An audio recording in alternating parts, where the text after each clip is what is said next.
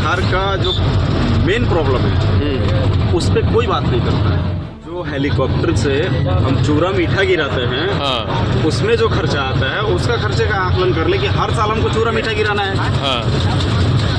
गरीब लोगों में, असहाय लोगों में चूरा मीठा गिराना है, तो वो किससे हेलीकॉप्टर से गिराएंगे? क्योंकि दूसरा रास्ता है नहीं, दूसरा उपाय नहीं होता बाढ़ में। और हम वो अगर पैसा 5 साल का भी इकट्ठा कर ले, 2 साल का भी इकट्ठा कर ले, तो हम पूरा बाढ़ पर नियंत्रण कर लेंगे। शायद दुबई को डेवलप कर रहे हैं हमारे अपने लोग। सर, वोट पाने की राजनीति होती है। मेरा भारत महान है। नहीं, ये कहने पे ये आप कह ही नहीं पाएंगे, बिल्कुल नहीं कह पाएंगे आप। और बिहारी होने पे गर्व होता था। एक बिहारी 100 पे भारी। अरे जब वो वहाँ जाएंगे ना तो वही समझ में आएगा। मतलब कुल मिला के ये सारी बातें कहने की है। नहीं, तो हम कहने की है भाई, क्योंकि प्रैक्टिकल लेवल पे आप उस चीज़ को जब देखने जाते हैं, देखते हैं, समझते हैं या फिर झेलते हैं, तो समझ में आता है कि ये सारी बातें कहने की है। वो लोग, ये भैया मेरे साथ हैं, अभी जुड़े हुए हैं और कुछ बताना चाहते हैं यहाँ की सरकार की जो वर्तमान स्थिति परिस्थिति है, रोजगार, बेरोजगार, शिक्षा, दिस दैट जो कुछ भी है, बहुत कुछ है इनके अंदर। सुनते हैं इन्हीं से क्या कहना चाहते हैं, बताइए। नमस्कार, आपके सभी श्रोताओं को नमस्कार और सभी दर्शकों को नमस्कार। धन्यवाद कि आप मुझे कुछ बोलने का मौका दे रहे हैं। तो अभी हमारी बात हो रही थी तो ई रिक्शा बहुत ज़्यादा हो गया है। जाम की समस्या के वजह, मतलब एक कारण वो भी है। वो भी कारण है, उस पर हम लोग बात कर रहे थे। क्योंकि अब हम लोग जाम से निकल के आ रहे हैं, तो जाम का समस्या सबसे बड़ा ये है कि मतलब ई रिक्शा वाले लोग बहुत हो गए। हाँ। तो सब लोग इस पर बात कर रहे हैं, जहाँ जाओ वहाँ ई रिक्शा वाले बहुत हो गए। एक्सीडेंट का कारण, जाम का कारण ई रिक्शा वाले को बता रहे हैं। बट वो ई रिक्शा जो भी चला रहा है, कल को हम भी चलाएंगे, आज भी मतलब इतनी बेरोजगारी है, इस पर हम ध्यान नहीं दे रहे कि वो लोग ई रिक्शा क्यों चला रहे हैं। इसके पहले तो लोग मतलब ई रिक्शा आया और लोगों को एक रोजगार का अवसर मिला कि चलो कहीं से रोटी दाल तो हो जाएगा। आपके कहने का मतलब ये है कि अगर ई रिक्शा की संख्या बढ़ी है और उससे लोगों को परेशानी हो रही है गाड़ी चलाने में या जाम की जो भी समस्या है, तो कहीं ना कहीं बेरोजगारी है। बेरोजगारी आप ध्यान दीजिए, जब लॉकडाउन हुआ, लॉकडाउन के बाद ही ई रिक्शा वाले लोग सबसे ज़्यादा दिखे हमारे यहाँ रोड पे बिहार में। आपको बेरोजगारी इसलिए समझ में नहीं आता है ना कि हम बिहार से बाहर जाते हैं, घूम के चले जाते हैं, या कितने लोग तो जाते भी नहीं हैं।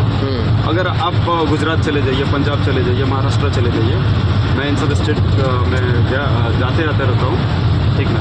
बेसिकली आप क्या करते हैं? बेसिकली मैं भी बेरोजगार हूँ। अभी बेरोजगार? जहाँ रोजगार मिलता है वहाँ जाता हूँ। मैं घूमने बिहार से हमेशा बाहर रहना पड़ता है। अभी मैं गुजरात, महाराष्ट्र दोनों हो गया रहा हूँ।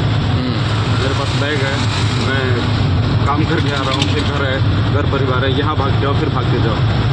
आप कभी ये ध्यान नहीं देते ना कि ई रिक्शा बहुत ज़्यादा है। आप कभी ये ध्यान दिए कि बिहार के जितने प्रमुख रेलवे स्टेशन है, जितने जंक्शन हैं, वहाँ सभी जंक्शन से कितनी ट्रेनें भर के जाती हैं सभी स्टेट के लिए।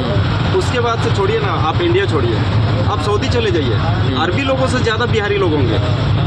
ये मेरा मतलब ऐसा अनुमान नहीं, ये बात है भी, आंकड़ा मेरे पास नहीं है। आप दुबई चले जाइए, दुबई में जितना मतलब घूमने लोग नहीं जाते हैं, उससे कई गुना ज़्यादा लोग काम करने जाते हैं हमारे बिहारी लोग। आप वहाँ जाइए, पूरे वर्ल्ड के लोग जितना होंगे वो अलग, उससे कहीं ज़्यादा बिहारी लोग होंगे। स्पेसिफिक तरीका क्या हो सकता है सरकार के पास जो करे तो ये समस्या पे मतलब निजात पाया जा सकता है, ऐसा आपको कुछ लगता है? मैं आपको बता दूं, मेरा ऐसा मानना है, ये बोला जाता है प्रशांत किशोर जी को ही नहीं, पूरे जो भी राजनेता है, जो भी पॉलिटिक्स में आना चाहता है, आप हो, मैं, कोई भी, किसी के मतलब नशा करने पे कर रहा है कि भाई कोई स्मोकिंग करता है, कोई नेता तो कोई ये करता है, तो ये सारी चीज़ें बात करके और पॉलिटिक्स में एंट्री करना और फिर से पॉलिटिशियन बन जाना, फिर से वही करना। क्योंकि आप देखिए, बिहार का जो मेन प्रॉब्लम है उस पर कोई बात नहीं करता है। बिहार का मुख्य प्रॉब्लम क्या है? बाढ़, बेरोजगारी। बाढ़ और बेरोजगारी।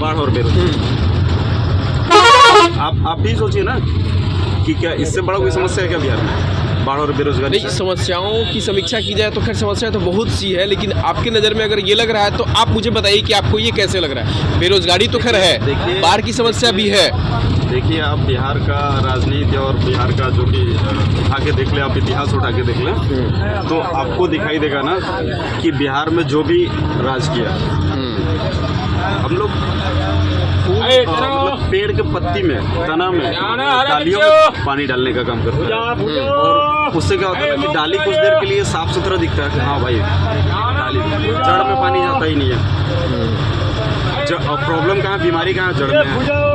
और बीमारी मेरे हिसाब से बाढ़ और बेरोजगारी है। तो अभी जो सरकार, मौजूदा सरकार है, उस सरकार के नियंत्रण में ये सारी चीज़ें हैं कि नहीं है, आपको क्या लगता है? बिल्कुल नियंत्रण से बाहर है। आप देखिए बाढ़ में देखिए ना, अब बाढ़ को डैम बना के शायद इस पर विचार किया जाता, डैम बना देते हैं, डैम से एक्स्ट्रा वो होता, ठीक ना।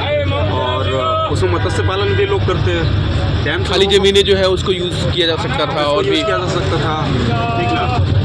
और भी बहुत कुछ किया जा सकता है। डैम बनाने से बहुत सारे फायदे हैं। आपके माध्यम से जो भी दर्शक देखेंगे वो समझते हैं, सब समझते हैं। अच्छा, आप स्पेशलाइजेशन आपका क्या है, वर्क का आप क्या करते हैं वैसे? मतलब मैं बिल्कुल ही मतलब क्या बताऊँ, यहाँ तो बेरोजगार हूँ। यहाँ से बाहर जाता हूँ तो मैं वही फार्मास्यूटिकल कंपनी में गोवा में जॉब करता था। अच्छा, दवा की कंपनी में? हाँ, दवा की कंपनी में पहले पैकिंग में किया, फिर वो लोग सुपरवाइजर बना दिए। फिर वहाँ से एक मेरे मित्र हैं, वो स्क्रैप मटेरियल उसको उठवाने के। दवा की, चलिए दवा की बात किया आपने, तो यहाँ पे दवा की फैक्ट्री तो लगाई जा सकती है? बिल्कुल लगाई जा सकती है, क्यों नहीं लगाई जा सकती। हमारे पास तो सारी सुविधाएं, नदी है, रोडवेज है, रेल है। ट्रेन में मजदूर भर के भेज सकते हैं, ट्रेन में रॉ मटेरियल नहीं ला सकते हम। यहाँ कंपनी मतलब ये नहीं कर सकते। हम सबसे पहले कि बाढ़ को संरक्षित कर दें।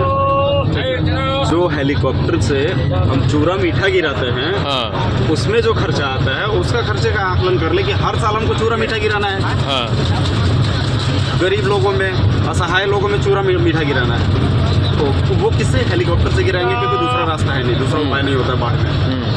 और हम वो अगर पैसा 5 साल का भी इकट्ठा कर ले, 2 साल का भी इकट्ठा कर ले, तो हम पूरा बाढ़ के नियंत्रण कर लेंगे शायद। सही बात है। मैं तो कोई इंजीनियर नहीं हूँ, बट मुझे मतलब मैं मेरा ऐसा मानना है। जब आप यहाँ से बाहर जाइए, ट्रेन में जाइए ना सर आप ट्रेन में जाइए, ट्रेन में जाइए, जनरल में जाइए, कैसे लोग मर के जाते हैं। वो तो महाकुंभ में सब देखा जा रहा है। पटना जंक्शन पे जाइए सर, सिवान जंक्शन पे जाइए, समस्तीपुर जाइए, किसी भी मतलब एक अच्छे रेलवे स्टेशन पे जाइए जहाँ से बहुत सारी ट्रेनें चलती हैं, वहाँ सर पूरा दिन आप खड़े रहिए, सर आपके आँख से आंसू आ जाएंगे, ठीक ना। और सर आपको ना अपने जीने पे ना ये होगा, मेरा भारत महान है। नहीं, ये कहने पे ये आप कहीं नहीं पाएंगे, बिल्कुल नहीं कह पाएंगे आप।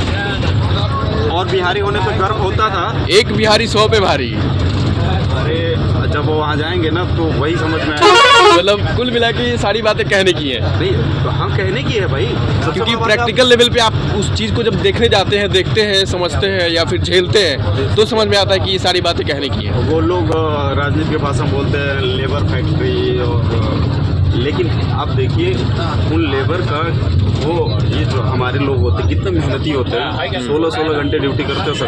बिल्कुल सही बात है। 16 घंटे ड्यूटी करते हैं ये लोग, 12 घंटे ड्यूटी, 10 घंटा से ड्यूटी। कोई ही ऐसा मतलब कंपनी है जहाँ मजदूरों का ड्यूटी 8 घंटे का, 10 घंटे से कम कहीं नहीं है सर। और ये लोग 10 घंटे, 12 घंटे, 16 घंटे काम करते हैं, और गुजरात को डेवलप कर रहे हैं, दुबई को डेवलप कर रहे हैं हमारे अपने लोग। चलिए, तो आपसे बात करके बहुत अच्छा लगा। आपने बहुत सारी बातें बताई कि बिहार के लोगों को कोई सरकार काम नहीं करती है, मेन बात ये है सर। यहाँ कोई सरकार, मैं बोला ना कि जड़ में पानी डालने का कोई काम नहीं करता है सर। सबसे पहले कोई भी पार्टी हो, कोई भी सत्ता में हो या बदल जाए, कुछ भी हो जाए सर, बीमारी पे तो कोई बात ही नहीं कर रहा है सर। मैं प्रशांत किशोर जी को भी बोलता हूँ कि आज तक उन्होंने किसी भी इंटरव्यू में या कहीं भी पब्लिकली या कहीं भी उन्होंने ये नहीं कहा कि हम बाढ़ पे नियंत्रण कैसे करेंगे। उन्होंने इसका रास्ता नहीं ढूंढा।